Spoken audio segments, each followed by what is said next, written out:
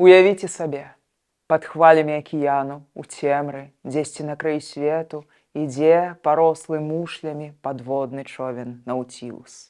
Там, у кабінеце капітана Нема, панад сталом партрэты: Вашынгтон, Лінкальн, О'Коннелл і Тадэуш Касцюшка.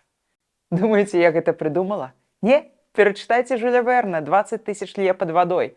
Але чаму Касцюшка? Што ў ім такога надзвычайнага, каб капітан Нема вешаў ягоны партрэт на працоўным месцы? З вами Кацярына Ваданосава ў серыі перадач «Трызуб і пагоня». І сёння мы разбіраемся, што ж гэта за марвелаўскі персанаж такі Тадэуш Банавентура Касцюшка, у гонары якога называюць горы і нацыянальныя паркі. Нарадзіўся Тадэуш у 1746 годзе на Палессі. Бацька быў шляхцічам з рода Касцюшкаў, род гэты вядомы з 15 стагоддзя, а маці з праваслаўна-уніяцкага роду ратамскіх. Бацька памёр адносна рана, калі сыну было 13 гадоў, і той пасля дапамагаў маці па гаспадарцы. Далей быў варшаўскі кадэцкі корпус, тут яго называлі шведам за дысцыпліну і спартанскі лад жыцця. Шведаў як багоў вайны яшчэ памяталі тады. Далей была Францыя, акадэмія жывапісу і скульптуры, творы Руссо, свабода, роўнасць, братэрства. 5 гадоў у Парыжы, канешне, не прайшлі дарэмна. Яны цвёрда заклалі ў хлопца каштоўнасны падмурак. І потым ён вярнуўся дадому, але ў войску для яго тады пасады не знайшлося, і ён пайшоў рэпетытарам, але не абы да каго. Да дачкі палявога гетмана ВКЛ. Яе звалі Людвіка Сасноўская. Яна, вядома, закахалася ў прыстойнага маладога чалавека, але бацька быў супраць. Галубкі не для вераб'ёў, а дочкі магнатаў не для шляхцюкоў. Хто ведае, магчыма, гэты адлуп і стаў тым трамплінам, пасля якога жыццё Касцюшкі разагналася з неверагоднай, проста касмічнай хуткасцю. У 1776 годзе Касцюшка едзе ў Паўночную Амерыку, дзе акурат пачалася вайна за незалежнасць. Ён 30-гадовы афіцэр з інжынернай адукацыяй, як кажуць амерыканцы, welcome. Менавіта ягоныя фартыфікацыі паслужылі амерыканцам у бітве пад Саратогай. І не толькі там, дарэчы, умацаванні на Гудзоне і, дарэчы, на вялікшай цытадэлі ў Уэст-Пойнце. Пачытайце, вельмі цікава. Касцюшку цэніць Вашынгтон, Томас Джэферсон быў ягоным сябрам. Цяжкае для вымаўлення прозвішча Касцюшка амерыканцы перарабілі ў Кос. Зараз у Польшчы акурат знялі аднайменны фільм. Пацікаўцеся.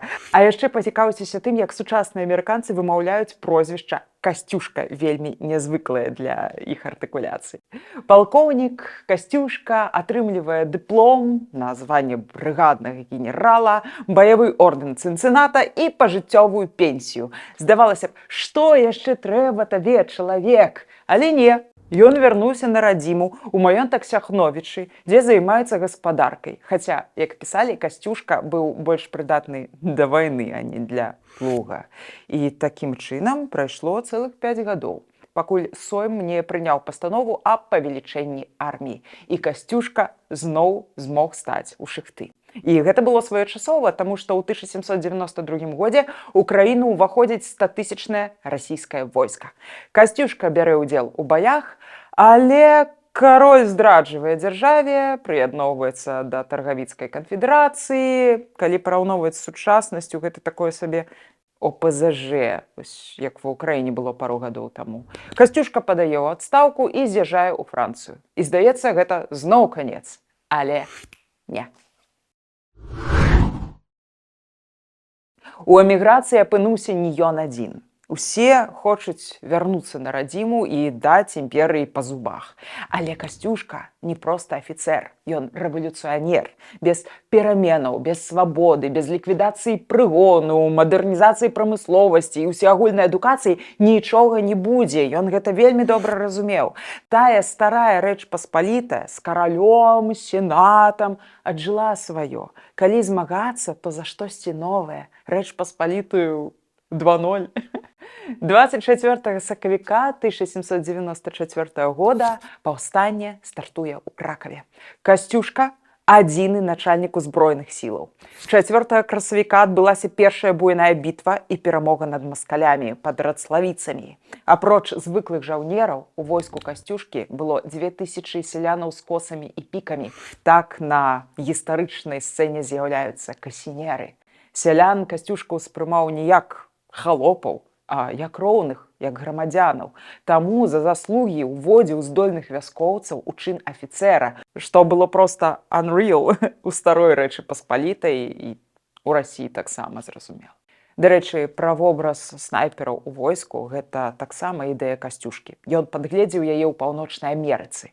Здольных паляўнічых і палясоўшчыкаў браў акурат для гэтай працы. І гэта былі такія сабе рэйнджеры. Паўстанцы ваявалі па ўсёй Польшчы, па старой Літве, ад Кракава да Вільні, але, канешне, сілы былі відавочна няроўныя. Пасля паразы пад Мацьёвіцамі, па адной з версіяў, Касцюшка нават уклаў сабе пісталет у рот, каб стрэліць, але той даў асечку. Ён яшчэ асабіста ўдзельнічаў у бітвах, але атрымаў шабельны удар у галаву і некалькі ранаў ад казацкіх пікаў і трапіў у палон. Таемна пад імем Шыманскага пад пільнай аховай яго вывезлі ў Пецярбург. Апошні драматычны акт паўстання, штурм Варшавы, ўжо адбыўся без яго. А вось беларуская народная інтэрпрэтацыя палону Касцюшкі. Толькі паслухайце. Кажуць, што ў Касцюшкі то быў плашч, што кулі яго не прабівалі. Аднойчы маскалі на яго з нячэўку напалі, так ён не паспеў таго плашча злажыць, так яго чыста пасеклі і забралі. Супергерой? Што казаць?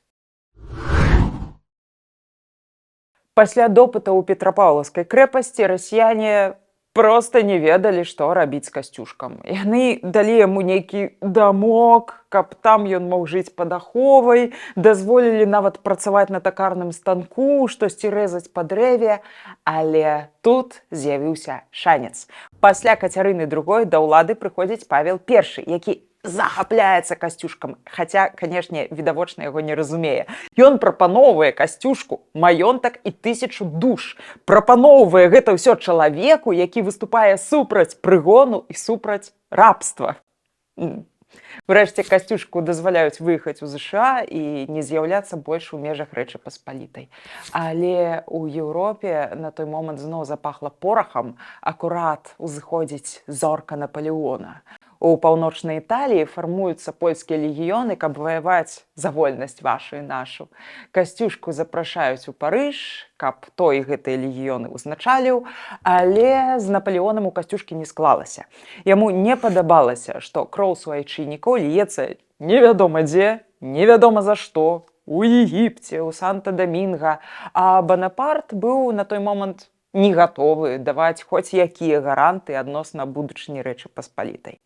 Кампанія 1812 года прайшла без Касцюшкі.